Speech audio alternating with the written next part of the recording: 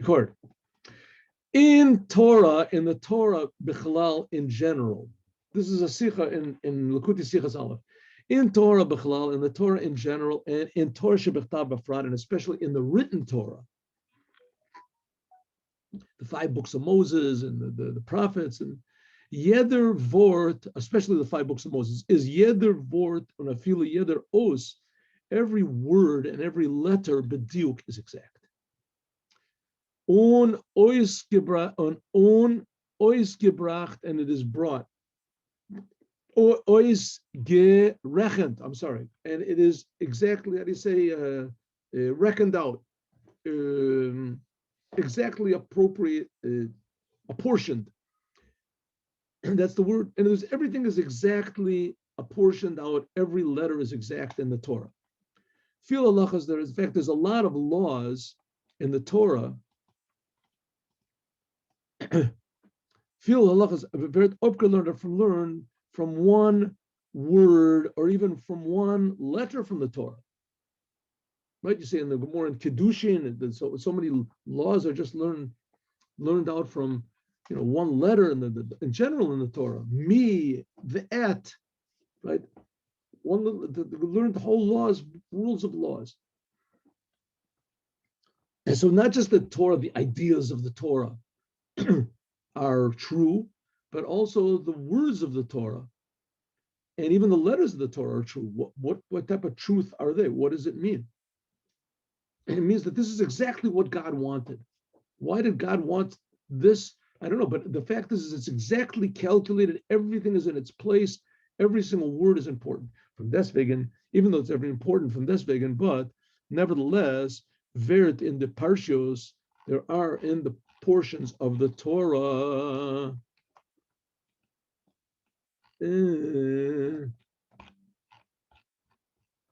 Hello. It's not going down for me.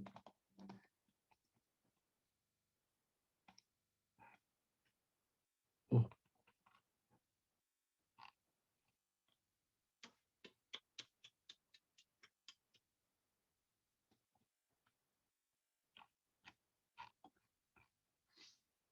It's not going down. I can't change pages. What can we do? Let's see over here. Is there anything? Oh, one second. Maybe this is the answer. What can I do? I just can't. Okay, let's do it. We have to do it in another place. Let's go. Let us not give up. The Parshios, see, I want to just change over to the next page, and I can't do it because, why? Because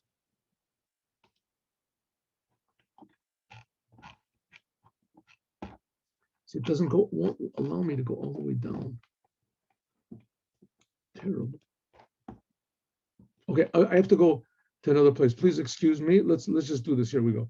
Over here, we'll go over here, and we're going to do the same thing. Stop share.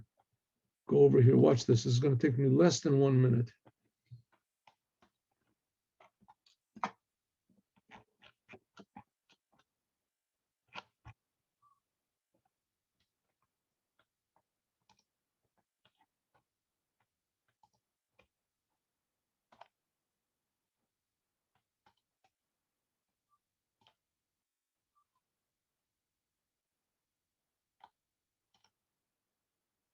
I didn't look at what page it was, but there it is. This Vayakhel. Good. Okay. Just have a little bit more to go.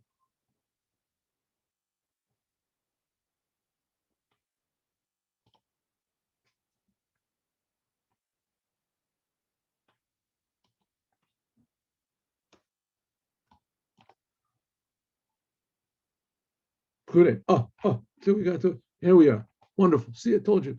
Maybe a little bit more than a minute, but not much more.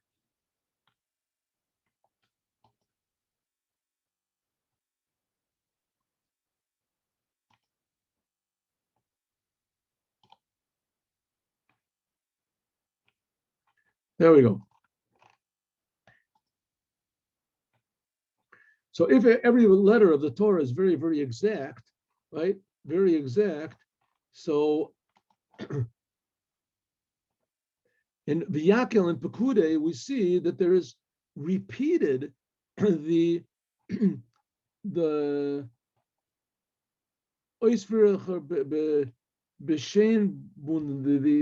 the previous details of the building of the tabernacle and the vessels of the tabernacle and the garments of the kohen. It's just repeated the same thing over and over again.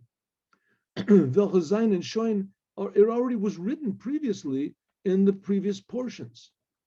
Why did God waste so many words just repeating the same thing over and over again? In Plug, had the Torah gekent, the Torah could have said in a short way, as the Yidden, that the Jewish people haben gemacht, the Kli, they could have just said, God commanded everything, right? In the parsha of Truma Tzave. It could have had one sentence and said, and the Jews did everything that God told them. God made all these vessels and he made all the garments, and that's it. 3, 4 sentences. Why did God repeat it over? Here we have, I don't know, hundreds of sentences. Just saying that the Jewish people did what God said, and then they made the table, and they did what God said, and they made this, and then it repeats it over again. The reason that a lot of laws are not said clearly in, one second, I'm sorry, I'm not. Here we go. Okay. The reason that a lot of laws are not said clearly in the Torah, and we have to learn from them from a few letters is, right, why is it that God sometimes will take whole ideas and put them in just 1, 2 letters, and the rabbis have to sit and they have to learn, and that's the whole Talmud. Why? Because as men can vase in the halachas, from an Abric word, because we can learn a law from what seems to be an extra word or maybe an extra letter in the Torah. Because if the laws would say clearly, then there would be extra words in the Torah. Right? God didn't want there to be extra words or extra letters. So he was very, very compact. And sometimes he would say whole entire letters in shorthand, whole entire laws in a short way. Thus is the time. This is the reason why a lot of laws are said in the Mishnah stay in the Mishnah only from a hint. And in the Gemara, it's a long length, right? You're learning the Mishnah is very short, right? A Mishnah is usually 10 lines, 10 sentences, 20, and the Gemara can take 20 pages just discussing it. Why? Because Mishnah is their because the Mishnah is very terse and short language regarding the Gemara. There's oib the signon und diuk lashon a Mishnah, that from the exact language of the Mishnah we can learn the laws from just a little hint. So therefore, volt zayin stand beferush. If you couldn't learn from a little letter, then they would have to write more. Is given a yitter devorim. But if you can learn from something, one little hint, then if it would be written too much explanation, that would be extra words. You didn't need it. In other words, God wants to suffice with the minimum and be as compact and as economical with his words as possible. When a Zoy is oich the Gemara, and also the Gemara, and regarding to the later commentaries, the Gemara is much shorter than the commentaries by the Rishonim, that's called the first geniuses, rabbis, and the latter genius rabbis. According to this, so now we really can understand if the Gemara is compact in regarding to the commentaries on the Gemara, and the Mishnah is compact in regarding to the Gemara, and the Torah, the 5 books of Moses, is very, very compact and economical regarding the letters of the Mishnah is much longer, then how can God, who's writing in the written Torah, how can he seemingly waste two entire Torah portions and just repeating something that was already said? How can he?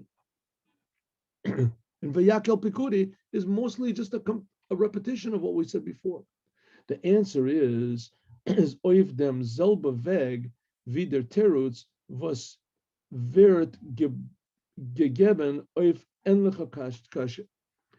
And the answer, and what's the question? The question is, why did God seemingly waste so many words in two entire Torah portions when he could have just said those two portions? They're just a repetition of what was said in two previous Torah portions. Right? He could have just said, and God did everything that was mentioned in these two previous portions. God, that the Jewish people did it. That's all. Just say that. Why did he have to repeat everything over? And especially because the Torah is so concise and precise in every single word that it says. Why? As far as so we can answer this with another answer to a similar question.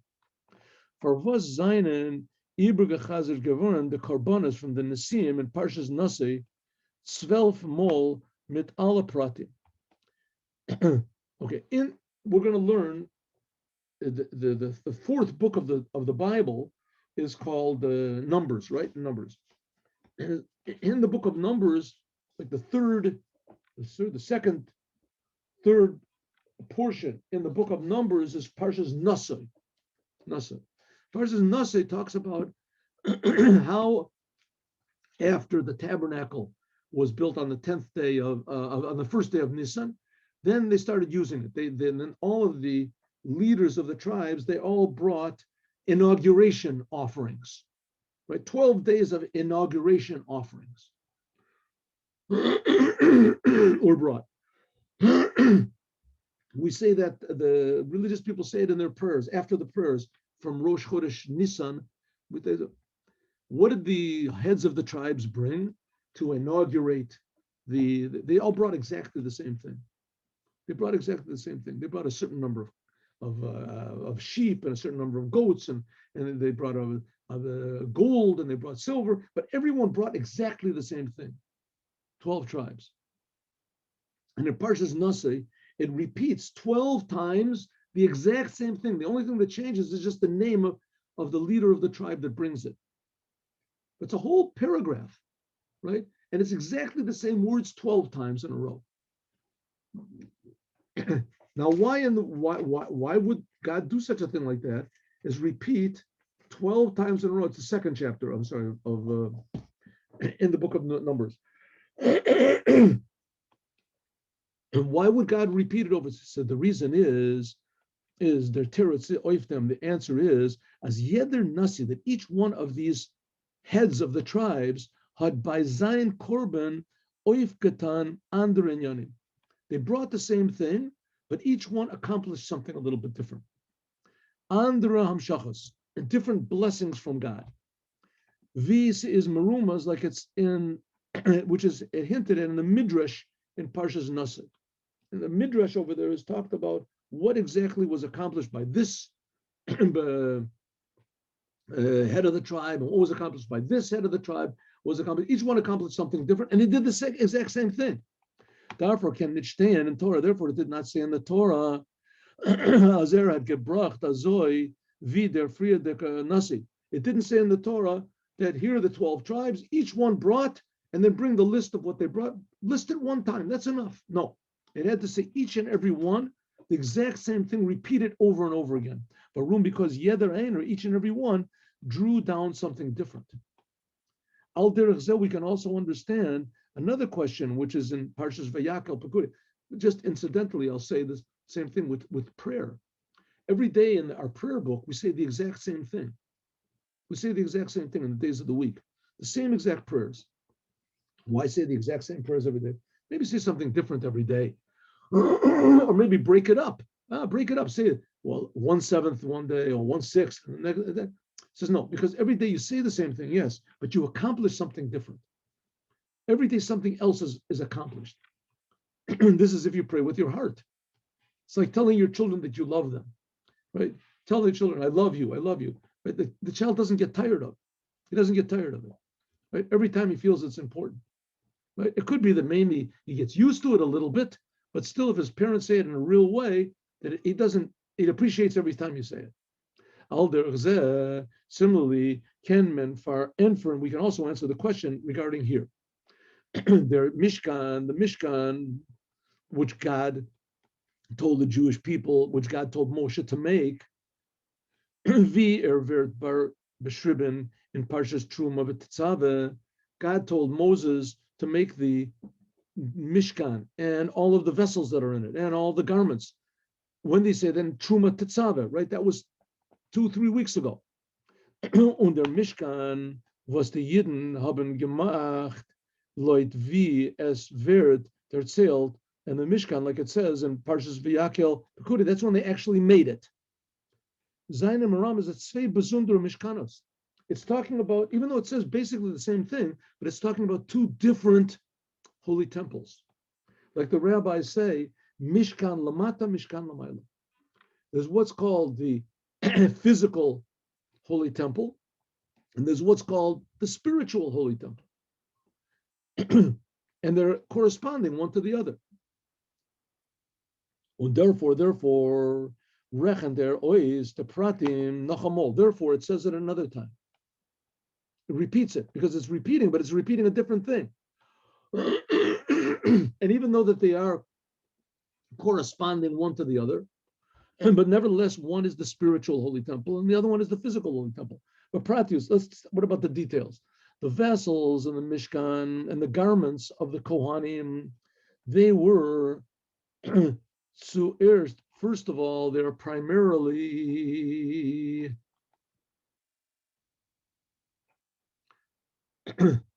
said in Truma Tzave in what? From God.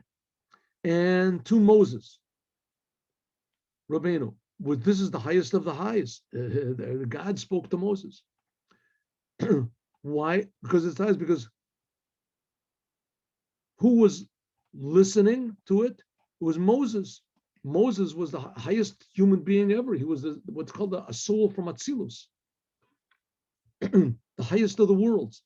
This means, as Zayin Dik Da Lamata, that even when Moses was here in this physical world, he was just like the world of Atzilus. It was pure holiness. Veder Maimer, like the Raimer says, the Shekhinah would speak from the mouth of Moshe. Even though it's true that all Jewish souls come from Atzilus, but this is how they are in their source. But the Kegem, which is not the case, the soul of by Moses, this means that his soul was Atzilus as he was in this physical world. Chach, it's like taking people and the tremendous sense of music and of art and beauty, but they're deaf, they're blind, and they just have to make a simple operation, and that it'll open up, but they don't make the operation, right? So they have this tremendous potential inside of them, but it's not revealed. A person that does make the operation, then it becomes revealed. Moses is like a person that made the operation, so to speak. He was the essence of a Jew revealed. And the others are the essence of a Jew concealed. Chach is Zayin Faran, even though there are different between different vessels of Atzilus and differences between souls, as Zayvi state in, like it says in one of the books of the Tanya, Shekavar Yatzov and Nifradu Miyakelim, showing Royce and haben sich abgeteilt from Kelim, even though the lights of Atzilut, when they come into the world, they still are a little bit different than they were up there. Was das gate of Neshamas Atzilus, is from deswegen nevertheless, seinen sie noch als der Madrega from Atzilus. A soul, when it comes into this world, like Moses, when it's Atzilut, it's not the same thing when it's up in its source. But nevertheless, it still is Atzilut coming down here. In other words, Moses was the ultimate purity of a human being that there could possibly be. And number two, the way that the Torah was, that the commandments, so Moses received these commandments to make the holy temple. He received that he was the highest person in the world. He was a pure receiver. Also, the way that he received it is what? Lo kam navi b'Yisrael ka Moshe. As this gufa means Moshe Amad al Mando, says that Moses, the prophecy, when he received prophecy, he received everything exactly the way God said. Moses was the only prophet that was able to stand up when he was receiving prophecy and giving prophecy. When his prophecy, in other words, that was his whole being, he could still maintain his whole being and be totally negated to God. All the other prophets, it says they had to fall down, they had to go into a trance. Moshe's prophecy was in the way of Zeh and not in the way of Ko. All the other prophets said, like this, God said, Ko, Amar Hashem, like this, God said. And Moshe would say, this is what God said. This means that by all the other prophets, the physical world would confuse them a little bit. So therefore they had to say, God said something like this. But Moses, the physical world did not confuse him at all. So that's Vayakhel-Pikudi. And Vayakhel-Pikudi, Moses, who was the highest of highs, he received directly from God. Where did Moses receive this commandments? On Mount Sinai, which on Mount Sinai, Moses was a higher level than he was when he was below. What's the proof? It says on Mount Sinai, it says he didn't even eat bread or drink water for 40 days.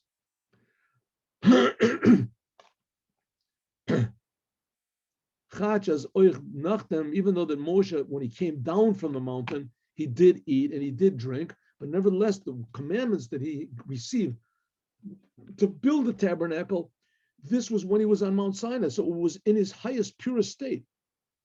From this, we can understand that the Mishkan that Moshe Rabbeinu received on Mount Sinai, this was not exactly a physical one.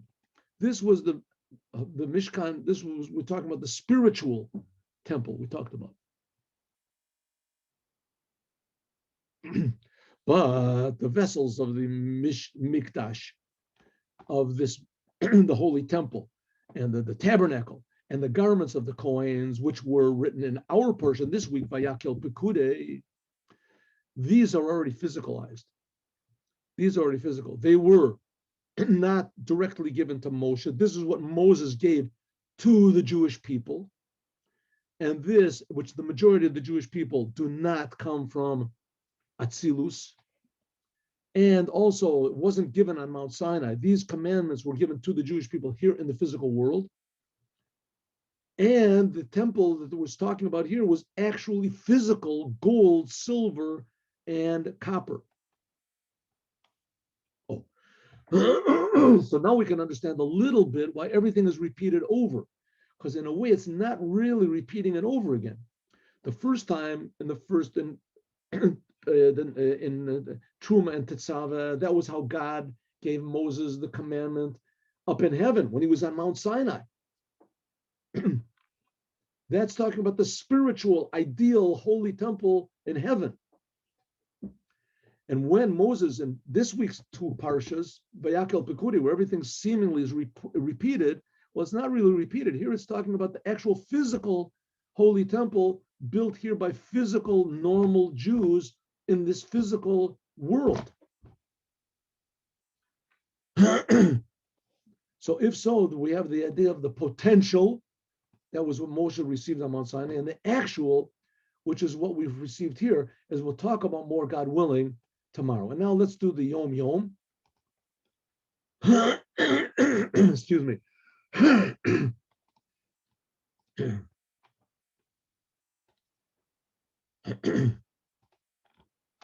Yom.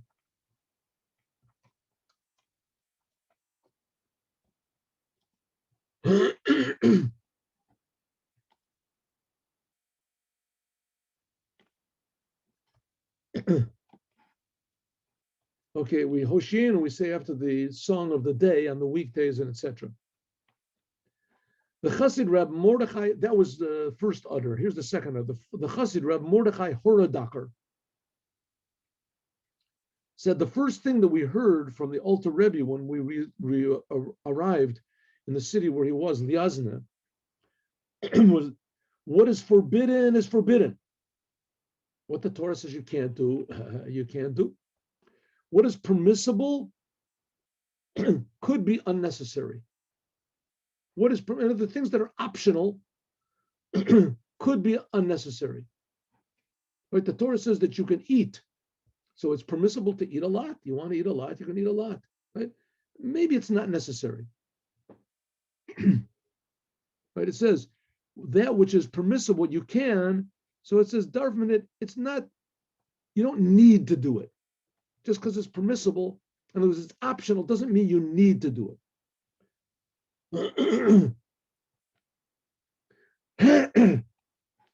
For some 3 or 4 years, we worked on ourselves on this until we integrated this into the various aspects of our lives. In other words, just because the thing is permissible and that you can do it, doesn't mean that you have to do it. Only then did we go into Yechidus to be with the Rebbe to ask for a path in service of God. And this is really relevant, very relevant to what we just finished learning. That the Jewish people, in order to receive the Torah, that's what they received from the Rebbe, they had to work on themselves first.